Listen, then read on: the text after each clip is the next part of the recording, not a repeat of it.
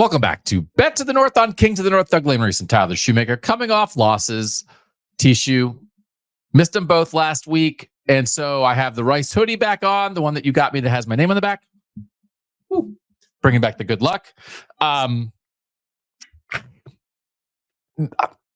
Just maybe like, I guess, a misread on the Iowa-Michigan State game. That Michigan State, we really like the idea of Iowa giving less than a touchdown on the road against the Michigan State team that had turned it over a ton. And then coming off an off week, Jonathan Smith and Aiden Childs got it together. They picked on the opposite corner for Iowa. Iowa had a pretty big defensive injury that came out before the game that did not help our cause, but just like kind of was never there. It just didn't happen. And we lost $500. Yeah. I guess you would call it a misread. I mean, again, as a data person, like when you see the trend line of where these teams were heading into this game, as I pointed out last week with all their ratings, their individual game grades, and then you look at what the game grades were coming out of this game, it's like that was such a blip. So I will be curious to see where these teams go from here. Maybe that proves to be like, okay, maybe we were just wrong and this was kind of the start of something for Michigan State, or it was a one-off and, bad luck, whatever. So I am curious to see where these teams go from here. But yeah, I mean, we never had a chance in that one. And then the plus money swing last week, a money line parlay on Tennessee and Texas. We got the Tennessee part of that right. They did beat Alabama. They were actually an underdog in that game. And then Texas was favored against Georgia. And we took Texas. And then after the fact, people were like, oh, how could you bet against Kirby? It's like, I can definitely bet against Kirby. So I don't feel bad about, congratulations to Georgia. They won the game. I didn't think Texas was going to have to bench its quarterback during that game. And now after the fact, people are doing a lot of well, who did Texas really play? And it's like, okay, fine. I'm fine. I still get joy from betting against Georgia, so I'm not sure I'm going to stop. I might go broke, but it still brings me happiness. No, yeah. How can you bet against Kirby? Happily. I don't know what to tell you. I feel fine about that. Texas, as you said on the KOT and Night Show the other night. I mean, they peed down their leg. They did. They froze. They were a deer in headlights. They froze and kind of got spanked a little bit, but. It drives me nuts, though, when people coming out of games like that are like, well, who did Texas really play? Like, you don't think my numbers account for that? You think I'm just looking at raw stats of like, oh, well, Texas did a bunch against UL Monroe. They must be awesome. Like, that's accounted for. It's accounted for. It's not always right, but it's accounted for. So it's fine. I feel fine about it. So what we want to talk about before we make our bets this week, and then we'll get into the numbers and everything. But I want to have a little betting discussion first, because I was having a lovely lunch last Saturday. And, sometimes you go. So I went to my daughter's band competition in the middle of the afternoon Saturday. I'm watching games on my phone and my iPad as we're getting ready for her to march and all those things. And we stopped for lunch. And it's not a sports bar, but it's like a chain restaurant, and they have TVs on. It's like, oh, I wonder what game they're going to have on the TV, right?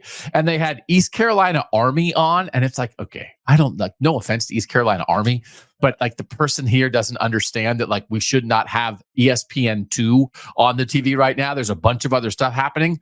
So that was on, and I was like, man, Army is winning and covering again. And I texted you on Saturday afternoon. I said, what is Army against the spread this year? Because I've bet some of my little $2 bets on Army here and there, and I knew they had been winning. And you texted back, they are 6-0 against the spread. And I was like, wow, we are on to something here. We've got to bet Army. And then East Carolina, as you were sending me the text, backdoor to push. And I was like, well, I already jinxed them. We haven't even officially bet Army, and we already ruined it for everybody. But they're the best team in college football this year against the spread. They are 6-0-1 against the spread. They're the only undefeated team against the spread in college football. And so I wanted to talk about that a little bit, Tishu. The other team's doing really well. It's not surprising. It's the teams that are better than people thought they would be. So Indiana and BYU are both 6-1. It's like, yeah, they're having great seasons, and the lines and the public have not caught up to them. Marshall 6-1, Eastern Michigan 6-1, Western Kentucky 6-1. We'll talk about some other Northern teams with good records against the spread. But I just want to your numbers are constantly moving and adjusting to reality. So I understand that your numbers, this kind of thing is baked in, but for a casual bettor, maybe should you look at this and say, oh man, I really want to bet on Indiana and BYU and Army now because they've been so good? Or are you constantly waiting for the other shoe to drop because who's really going to go 11-0-1 against the spread? And if you jump in now, you're jumping in just in time to lose money on teams like Army, Indiana, and BYU. Yeah, I think it's a great question and an interesting conversation to be had there, because there's this thing called the gambler's fallacy of like, oh, well, this team's due to, either cover or not cover, depending on which way you're looking at it. And that generally has proven, I guess, not to be the case. But to play devil's advocate, there's also what we would call regression to the mean of like, you're not going to, like you said, you're not going to go 12-0 against the spread. So like, yeah, you would assume that a team, on average, a team is going to go 6-6 against the spread if the odds makers are doing their job correctly. Now, I personally, early in the season, I think it's fine to look at those trends, especially if you're talking like week 3, week 4, and it's like, all right, this team's 3-0 against the spread, and I think more importantly than their ATS record is the margin in which they're covering, because sometimes you can be 6-0. I mean, 6-0, 6-0, but if you're covering by like 1 or 2 points a game, that tells you that maybe there was some fluky stuff in there, whatever. But if you're covering by 17 points a game, like, okay, that tells you something a little more substantial, I think. As we're getting to this point in the season, kind of the back half of the season, I would approach these a little more cautiously of like, okay, you would assume eventually the market's going to catch up. So it'd be one of those things where like, okay, with Army, for instance, if my numbers say this week, I don't know what my numbers are on them this week, but say they're off this week, or we might be having a $500 Army conversation. So let's assume they were playing this week and my numbers were against Army this week. I would look at that and be like, well, they're 6-0-1 against the spread. They're covering by whatever. Maybe let me hold off, because especially if that margin is substantial enough, which if I recall correctly, I think Army's margin is pretty substantial. So that would be, I'm not going to bet on a team for that reason, but it may be enough for me to maybe pause and just be like, okay, I'm just going to find a different game to bet, because I don't want to get in the way of this wagon despite what my numbers say. And that's, you brought up a great point there that I do want to talk about quickly. And that's that my numbers, because people will make comments all the time like, well, this team is over or underperforming your expectations every week. Like, why don't you just manually, whatever? But that's a slippery slope, because like you said, it's kind of baked in, and like I have to trust that eventually the numbers are going to, even themselves out. Obviously there are outliers. There's no perfect model. My model is not perfect. I don't claim that it is, but if you start making manual things and doing subjective things here and there, like that becomes a slippery slope. So I just kind of let the numbers be where they are, because in theory they should be self-correcting. And again, a lot of this, is the public slow though? Are books slow? Because some of this, again, if you look at like who's bad against the spread this year, Michigan's 1-6. They're not as good as people thought they would be. Kansas is 1-6. They're not as good as people thought they would be. Arizona's 1-6. They're not as good. Like there's a lot. Florida State's 2-5. Georgia's 2-5 against the spread. I didn't even know that was there. Oh my God. It's like I just ate a warm bowl of soup. My tummy feels nice and warm right now. Oh, that's comforting. Georgia's 2-5. Purdue's 2-5. I've often compared Georgia and Purdue on this show. A lot of it is Tishu, right? The teams that are better than people thought are good against the spread, like compared to the preseason, and the opposite is true. Like looking at it now, I feel like I've just discovered this. This is a website that you pointed me to. It's called teamrankings.com, where they have all of this teams' records against the spread all year. And I'm like, what would be a good thing to look at? How teams have gone against the spread. I just invented it. And you're like, oh my God, this guy is doing 2+2 and think he's working at NASA. So I get it. But some of this is like, why don't we just look at this and acknowledge that sometimes the public is slow? And that they don't want to believe that Indiana is better than Michigan. And the result is, if you just bet on Indiana every week and bet against Michigan every week, you'd have won a lot of money this year. Yeah. I mean, and you said it's the preseason perception it matters so much, especially up until the point we're at now. I think basically starting around now and moving forward, it's probably less important. But I mean, the first 6-7 weeks of the season, that's very important because that's odds makers are putting a huge weight of their opening lines on those preseason priors. So a team like Michigan is the perfect example of like, and I mean, I feel like I was a little bit lower on Michigan coming in, but I still gave them they had earned a benefit of the doubt with the numbers, but it's like, God, at some point, and even last week, Illinois opened that game as a 1.5 point favorite, and people just hammered Michigan and drove them up to what they close at, like -6 or something against Illinois, and they lost the game outright. So it's like people can't get enough of Michigan, and they're just not good. I feel like maybe there's a conversation to be had next year about if we figure out in the first couple of weeks like who's better than we think and who's worse than we think, then just bet the good teams every week and bet the bad teams every week against the spread and just like let that ride a little bit. Because again, it's like, oh man, we're ahead on this show, but I wish we were even more ahead. How could we be even more ahead? Well, we just gave you all the best teams in the country. Here's some other northern teams against the spread. Pitt is 5-1. Oh, okay. We talk about Pitt constantly. Navy is 5-1. They're in the top 25. I can't believe it. Illinois is 5-1-1. Minnesota is 5-1-1.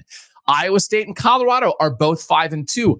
Tisha, we're staring at these northern teams, and these are the teams we're talking about every week. And it's just like, man, let me ride Iowa State. I'll take 5-2, and let me ride against some of the teams that were overrated. So I want to keep this in mind. What do you think about riding teams? That like finding teams that you believe are misread by the numbers generally, and just saying like I'm almost a blind bet. And I know, hey Tishu, what do you think about betting blind? It's like, Doug, I'm not in favor of that. I have a gigantic algorithm. I have a whole room in my house that is filled with a computer that's 8 feet tall. No, I'm not betting blind. But can I bet blind? Can I just find 4 teams I like in week 2 and bet them for the next 2 months next year? I think the hard thing is, and it kind of goes back to the initial conversation we were having just now of like gambler's fallacy versus regression to the mean. There's a reason odds makers put those preseason priors in the numbers, because generally speaking, when we're talking about all 134 FBS teams, that's the right approach, is keeping those numbers in. That's why I keep preseason priors in. Preseason priors are still factored into my numbers a little bit, because over time it has shown to be more predictive than just being like, well, Kansas sucks. Let's downgrade them 12 points after 2 weeks. Like, right. You know what I mean? Like, right. There is a reason they do that. So I think as a general strategy, probably not advisable. But if you truly have a handle on a team early on, like in Indiana, if you see them in week 1 and you're like, man, like that is not the Indiana I thought they were going to be. I'm going to ride them. I don't think the market is going to catch up to them for a while. Let's do it. Fine. But you also risk, like Colorado last year. Yeah. People did that with Colorado. And if you followed everyone on Colorado the first 6 weeks of the season, you were broke by mid-season. Yeah. Well, I'm going to be broke anyway. So it's just like, how am I going to get to broke? Right. At least feel good about it, I guess. Yeah. Like, again, if I'm going to go broke, I might as well go broke betting against Georgia. Let's see what Colorado ended up against the spread last year, if I can find it quickly. So, like, they would have been successful early on. So then if you got on them after, that's the thing. That's what everyone's nervous about. You see something, you get on it, and then it changes right as you get on it. And you miss out on the good, and you're there for all of the bad. So I can't find it right now, of course. Colorado ended up 7-4-1 against the spread last year, but I'm sure they were like 4-0 to start the year, right? So, okay. It's something to keep in mind. Army is the team that really, because there's been enough Doug $2 bets on Army.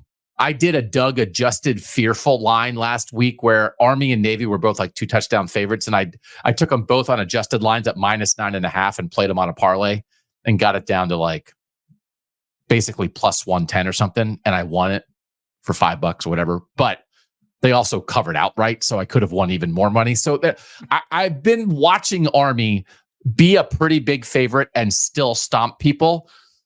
So I want to watch next week when Army's back on the schedule. That's all I'm going to say. I want us to have Army on the brain. Also, America. Okay. How are we doing? We lost, but how are we doing? $500 bets. We are 5-3 on the year on the $500 bets. We lost last week, as we said, on Iowa -6, and we also lost the plus money swing. We're still up $918.51 on the $500 bets, and we are up $349.66 on the plus money swings. That means our overall bankroll is $6,268.17. It started off at $5,000. We're more than $1,200 ahead, which is like still a pretty good chunk, T-Shoe. So, I mean, like, this is one of those, I'm learning this because this is a more public betting show for me, and we're talking to a wide audience of people. You're used to this, but even if you're winning, if you lose a specific bet, people still yell at you. Oh, yeah. I mean, I literally, this week, I made the mental health decision to turn off my Twitter notifications. Like, I'm only going to check my mentions when I get on Twitter, because my phone just goes off, and then it's just constantly on my mind. And I will say, this week I have felt much better mentally, not having that constantly, popping up. And I will, 99% of the people that follow me are great. I mean, I rarely have truly bad experiences with people, but with anything, there's a vocal minority that, just it bothers you. So that's how it goes. Yeah. How dare you not get every bet right? So we didn't get every bet right. We did not have a good week. Let's try to have a better week. And let's talk about where we're headed here with the $500 bets. Okay. So this is a little bit of a Doug special that you approved, because it is a little bit, let's say, cautious. The actual line on Penn State-Wisconsin on DraftKings is Wisconsin plus 6.5. And you can get that at -108. That means if we bet $500, our overall return would be $962.96. But I was interested in seeing if we could get this, like what it would take to get it over the 7-point threshold. So to get Wisconsin at plus 7.5 instead of plus 6.5, you have to take it at -138, which means we're giving up $100 in potential winnings. We're going to win $862 instead of $962. But you said that was okay. What is it about this that we are on a $500 bet? We're willing to give up $100 in winnings to get over the key number, so that if Penn State beats Wisconsin by a touchdown, we win instead of lose. Why is 1 point worth $100 of our big bet in this situation?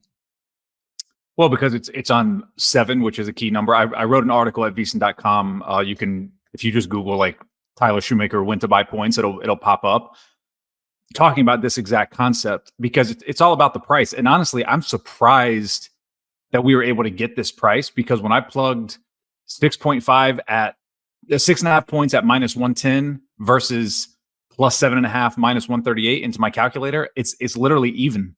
They're basically the same thing. So again, it's about your risk tolerance, because they're literally the same thing.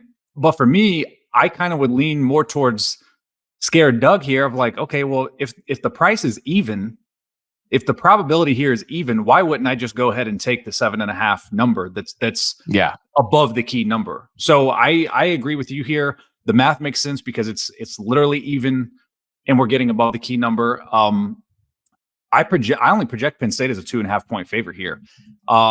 This line has sat frozen at 6.5 all week, which is interesting, because my assumption would be that people see that and are like, oh, Penn State -6.5, free money.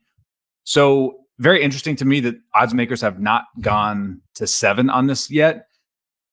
I should say, if by the time you're listening to this, if this line moves to 7, I would imagine that 7.5 price obviously is going to change. If you can get 7 -110, I would just take that.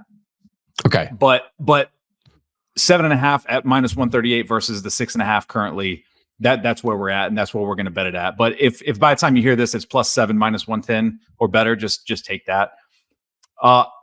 Penn State has been boosted by their numbers against bad teams, as they often are. They have gotten, I couldn't believe this when I was digging into this, they have gotten progressively worse in their game grades in my TSI system, their game grades have gotten progressively worse each Power 4 game they've played. Starting with West Virginia, they were at basically 26 points above average, then 22 versus Illinois, 16 versus UCLA, and then 11.5 versus USC. They have gotten progressively worse as the season has gone on in terms of their performances against these Power 4 teams. Wisconsin actually I would make them a half-point favorite, or they would be a half-point better than Penn State since that Alabama loss where they just kind of got embarrassed. And their quarterback got hurt. Yeah, they've actually been better since then. I know a lot of people kind of wrote them off when Tyler Van Dyke went down, but they've actually been statistically on paper better since then. And as just kind of a cherry on top, it's a night game at Camp Randall. So we know that gets nuts.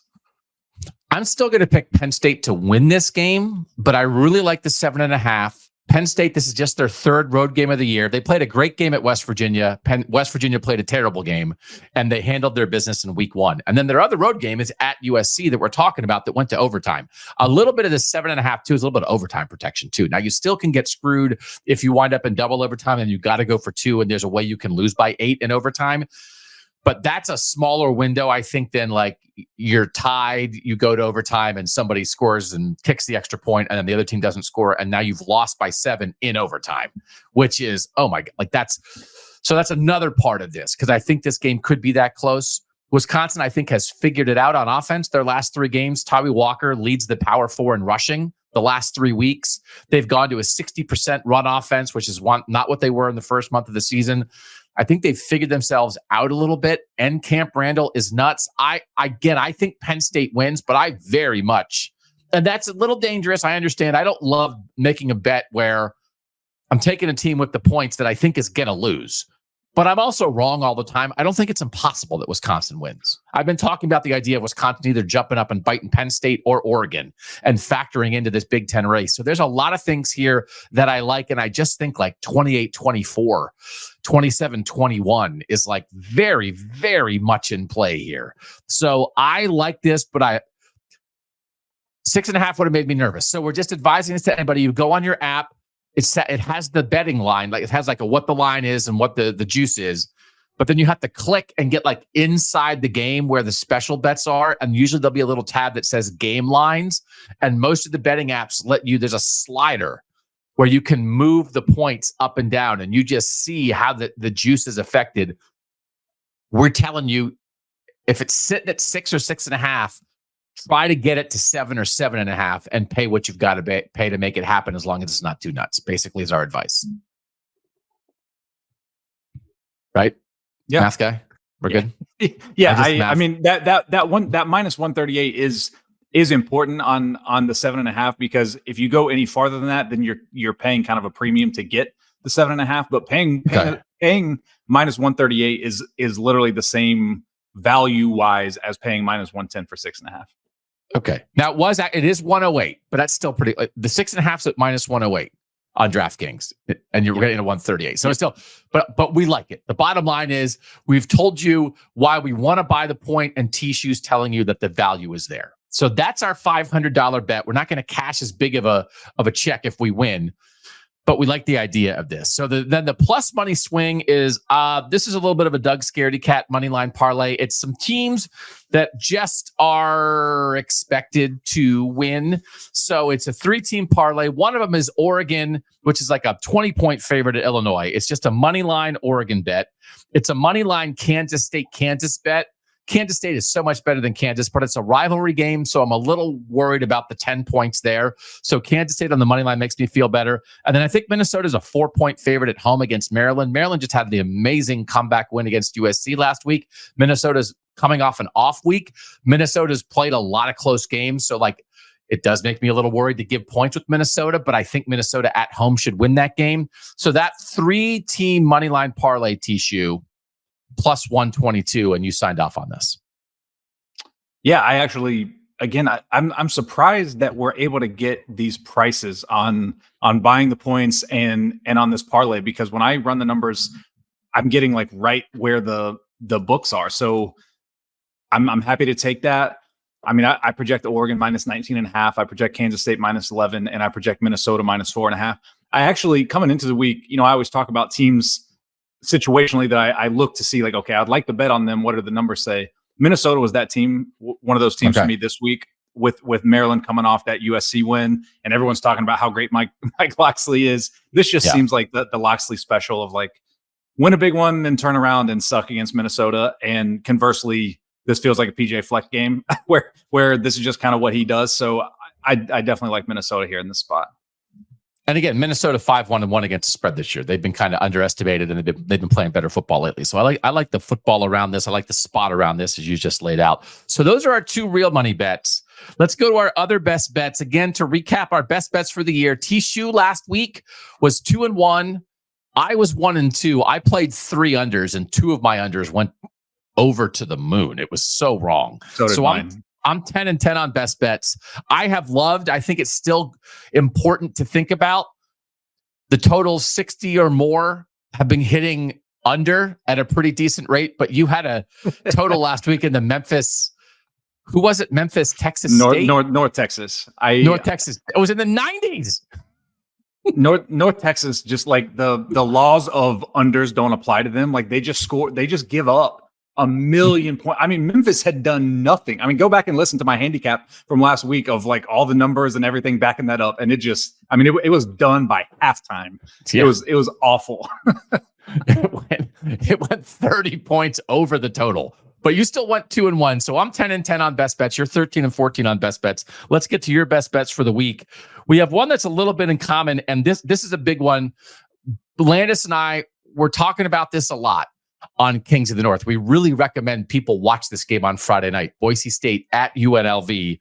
You like over the 65 here. Why?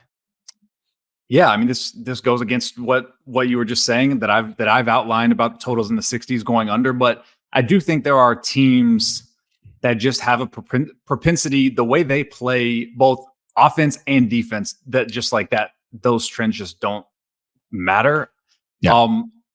I project 70 points in this game, which, I mean, as you know, for my numbers to get to 70, like these teams have to be just like putting it up, because my total projections don't hit that high very often. The average TSI offense in this game is ranked 9th. The average TSI defense in this game is ranked 73rd. So we have 2 really good offenses, 2 really bad defenses. I think this might sail over. This 65 number would have gone over in 7 of these teams' last 10 games combined. These teams are 9-4 to the over this year, going over, more importantly, by 18.5 points per game combined. So these teams, again, that's what I'm saying. Like, yes, the 9-4 to the over is great, but I mean, they are sailing over. It's not even close. These teams are going over. I think this line might have gotten a little bit deflated. Boise State played Hawaii in their last game in kind of a weird low scoring game, which is what Hawaii likes to do. And I think maybe that's where this is coming from, because if you take that game out, like all the numbers are even more astronomical. So I really like this game to go over. UNLV likes to play fast. Ashton Genty for Boise State is as explosive as any running back in the country and can rip off a 75-yard touchdown before you know it. So I do like this one. This is at -110 on DraftKings. This is an over. I will tell you I am nervous about your next bet. It's Cincinnati +5.5 at Colorado, -112 on DraftKings. I think this is... We talked about this on Wednesday's Kings of the North. I don't think Cincinnati's pass defense can stop Colorado, so I am on alert for a Colorado runaway here. But I still picked it around a 1-score game. This is right around the number, I think. Why do you like this Cincinnati on the road +5.5? Yeah, so I project it -4. So like this isn't like a huge, value on the number play for me, but I do really like the spot for Cincinnati with Colorado. I think the market is going to react. I mean, people react to the last thing they saw, and the last thing they saw from Colorado was them beating the crap out of Arizona, which in most people's minds is really impressive. But if you've been listening to KOT and Bets of the North, you know that Arizona actually sucks. So they do. So to me, that's what I expected them to do to Arizona. That's why they were one of my bets last week, is because I thought they were going to kill Arizona, which they did. They were an underdog at Arizona, and they won easily. Not only were they an underdog, that line moved towards Arizona a couple times throughout the week. Like people people just think so highly of Arizona, and they suck. And I continue to outline it. I'll actually get to Arizona here in a minute on my next bet, but this game would be about a pick 'em if you're only looking at these teams' Power 4 numbers. So Colorado's another team that has kind of gotten a little bit propped up by their non-power Power 4 teams' numbers. And my numbers have been low on Cincinnati all year. I've faded them several times and gotten burned. I think Cincinnati is better than my numbers had given them credit for, because I came into the season pretty low on them. I know I was on like their season win total under, which I think they might have already cashed. I think if it I'm was not mistaken. 5.5. I think it was 5.5, and they're 5-2. Yeah. So they're already right at it, and I would have been heavily on that under. So I'm happy to get a chance to bet on Cincinnati here because they've been proving me wrong all season. So the fact that my numbers that have been low on them now like them in this spot, I think is a good sign. So I'm going to take the Bearcats. And one last point. This just feels like one of those games where people look at this line and think, wow, Colorado minus 5.5 is free money because Cincinnati sucks. But like, only if you haven't been paying attention. Cincinnati's a good team. They're good. They're very similar. And Colorado has just kind of done what they were supposed to do. They're very similar teams, not just beyond their 5-2 record. There's a lot of the efficiency stuff where they're similar offensively and defensively. Cincinnati runs the ball much better, but I do really have concerns about Colorado's pass defense. So I'm curious. This is another one to watch, right? This is a late night. This is a 10:15 start on Saturday night. Watch this one. It'll be fun. And then again, you think Arizona sucks, so you're going to bet against them again with the Fighting Mountaineers, West Virginia plus 3.5 at Arizona at minus 112. I literally have in my notes weekly fade of Arizona. Like this, the market cannot get enough of Arizona. They, like I said, the line moved towards them a little bit last week against Colorado. This opened Arizona minus 1.5. I bet West Virginia plus 1.5 on Sunday. I'm coming back for more at plus 3.5. People just do not understand how bad Arizona is. On the flip side, West Virginia did look really bad, particularly in that second half against Kansas State. But Kansas State's kind of a wagon at this point. I mean, they had the one terrible loss to BYU on the Friday night, which BYU obviously has turned out to be awesome. So you can't really ding them a whole lot for that. The only positive, meaning above average, Power 4 grade that Arizona has this year is their win against Utah, who is another team that sucks that people think are good. So terrible quarterback situation that led to that. Yeah. So I think I really like the spot here. This is a good bounce back spot for Arizona. West Virginia has a 9.0 above average rating on all their Power 4 games. And that's including them getting destroyed by Penn State. You know what I mean? So they, against a better competition, West Virginia has been much better on the field. And to be honest, I think Neil Brown might be coaching for his job in this game. So if he has any ounce of like want to stay in Morgantown, it's got to show up this week. So if they no show here and get killed, like West Virginia is going to be on like fade watch the rest of the season. Sure. So I'm giving them one last kind of hurrah here to see if Neil Brown can coach for his job. But I do like the spot. And one little trend here I want to hit you with. Road dogs that, when my number projects a road dog, or projected a road dog last week, they went 17-8-1, which is 68%. And on the season, regardless of what my number said, road dogs in general have gone 54% against the spread this year. Okay. So just some good data to support this. So I really like West Virginia plus 3.5 here. And again, the point on West Virginia, and like Neil Brown got in trouble for saying this basically, but it is true. They have 4 losses, and those 4 teams they've lost to have a combined 1 loss. So they've lost to undefeated Pitt, Penn State, and Iowa State, and 1 loss Kansas State. And so Arizona is not that. And again, we're talking about riding teams, right? Arizona's 1-6 against the spread. So betting again, you've been doing it. You're continuing to do it. It's a good idea. You think Arizona stinks? Keep betting against them. Okay, I think you're going to get a Dougie $2 special on that one. I'm riding on that. $2 with T-shoe. Okay, my bets this week, I actually have 4. My first one is Boise State. I just like Boise State at only -3 against UNLV on the road. I think Boise's a better team. Obviously, Ashton Genty's the best player in the game. UNLV is going to try to go fast. I think Boise State's going to grind it out. I think they're better than a 3-point better team in this game. So I'll take Boise State -3 at -112 at UNLV. I'm curious about this one. I think this is a bounce back spot for Ohio State against Nebraska. Nebraska's defense was quite bad against Indiana last week. Indiana and Ohio State, by passing success rate are the two most efficient passing attacks in the country, and Nebraska could not handle Indiana a week ago. I do not think they're going to be able to handle Ohio State. Ohio State had an off week, and almost everything that's going wrong with Ohio State coming off their loss to Oregon, it's worse with Nebraska, right? So every defensive question you have, Ohio State has them, Nebraska has more. Coaching questions, Ohio State has them, Nebraska has more. Kind of a sad, passionate fan base. Ohio State's kind of sad, Nebraska's more sad. 25.5 is a lot, but my game, I'm somewhere around like 45-17, which I guess is that. Yeah, that covers it. So like, I don't know. I was doing math a little quick. That is a very Doug thing to like make a case and then pick a score that goes against what I'm actually saying. How does 25.5 hit you here to take the Buckeyes minus that? That's literally right on my projection. I've got it at 25.5. So not a ton of value on the number here. I do think, I mean, I'm with you.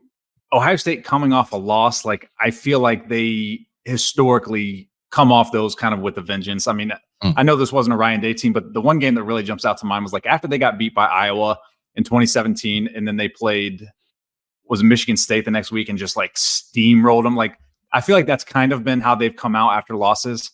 So I'll be very curious. If they don't come out and dominate Nebraska, then I think they've got bigger issues because Indiana exposed that last week that Nebraska, cannot handle, like you said, those kind of passing attacks. So I'm with you cautiously. If I had to make a play here, I would take the Buckeyes. Okay. My third bet is one that you suggested, and we did talk about it. It's Oklahoma plus 20 at Ole Miss at minus 110. A, Ole Miss is a fraud. B, Oklahoma fired its offensive coordinator. C, Oklahoma is going back to Jackson Arnold at quarterback, who's the guy that they benched at the beginning of the year. So I think this is maybe a little bit of we fired our coach, we changed quarterbacks again boost for Oklahoma. And I just think Ole Miss is overrated. Some of their efficiency numbers are very, very good. I don't think they're a winning team. And 20 is a lot, brother. So I like this one. And I was dancing around. This was in the mix to me for the $500 bet. I'll just make it my best bet. What do you think? Yeah, no, I love this. I haven't bet this personally yet because I'm hoping to get a 21 with Oklahoma. I don't know that it's going to happen because I think the line is moving with us here. I think it's going to end up being like 18.5 or something like that. So I love Oklahoma here. I love the spot. I mean, I'm with you. I think Ole Miss, speaking of teams that like get super pumped up by their non-power performances, Ole Miss is like the king. Ole Miss and Penn State to me are the two teams that just like beat the crap out of the Kent States of the world and then lay eggs against the best teams. Now, Oklahoma is not the best team, but I think this is the perfect buy low spot on Oklahoma. I mean, I don't know what the number on this game would have been like a month ago, but it definitely wouldn't have been 20. It'd have been like 6. So I think you're getting some good value here on Oklahoma. But on the other hand, I will say if Oklahoma gets blown out in this game, like I said about West Virginia a minute ago, like this might be, if they come out and lay an egg, I think they're on fade watch the rest of the season. Okay. And then the last one is let's bet on a Northern team that keeps winning. BYU is 6-1 and is an underdog. So I understand it's on the road, but UCF has been overrated for a month. And I know UCF just played Iowa State right down to the wire. I get it. I just don't think BYU's going to lose to UCF. So I'll take BYU +2 at minus 108. And we can move BYU to 7-1 on the year against the spread. So like this is one of those, and I understand enough of how betting works, T-Shoe. But do people really think BYU is going to lose to UCF? And I know we just had a bunch of close games, but so give me a close game and BYU will find a way to win. Just like it found a way to win against a crappy Oklahoma State team. So I don't know. I'm happy to go down with the ship on this. If this is where it's like, BYU's undefeated run ends in Orlando. It's like, okay, what are you going to do? But I'll take the Cougs. I bet BYU -1. Yeah, -1 on Sunday at open. Because I was like, oh, shoot, like this is going to be 5.5 in no time. We've seen it now move towards UCF. I have been refreshing the injury report to make sure that like there's not some major injury lingering, and I cannot find anything. So I don't know. I don't know. I've had multiple people message me and ask me like, why is the line moving towards UCF? I don't know. There's not a data point that I can find, not an injury, nothing that would indicate UCF should be favored in this game. So that's either one of those like just weird ones that like, okay, UCF wins by 30 and everyone scratches their head. But I think more likely is my projection is BYU minus 12.5. And BYU is another team this season that like my numbers have been a little bit slow to catch up on. So to have this much value on BYU, I'm with you. Like if they lose, then like I'll go down with it. But to me, it's the right play. And again, BYU's played enough tight games. I don't know if I'm in the business of loving giving 7 if I'm BYU, but when they're literally an underdog to a whatever UCF is, 4-3, 3-4 team, give me the Cougars every day. Okay, those are our bets. We're still up, so that's good. We're still feeding hungry children with our winnings here. We're going to give them at least $5,000. If we somehow end up below that, that'd be a very disappointing finish if we end up down for the year with how hot we did start. But if we're ahead, we're giving them all we win. So that's where we are. We're up more than $1,200 and we're having a heck of a good time. So thanks to you guys for being part of it. Give us a thumbs up, subscribe, tell a friend. We drop it here every Friday morning on Bets of the North. Thanks as always to our producer, Mike Yorstowski, for making us look good and sound good. For now, he is Tyler Shoemaker. I'm Doug Lesmerises. And that was Bets of the North on Kings of the North.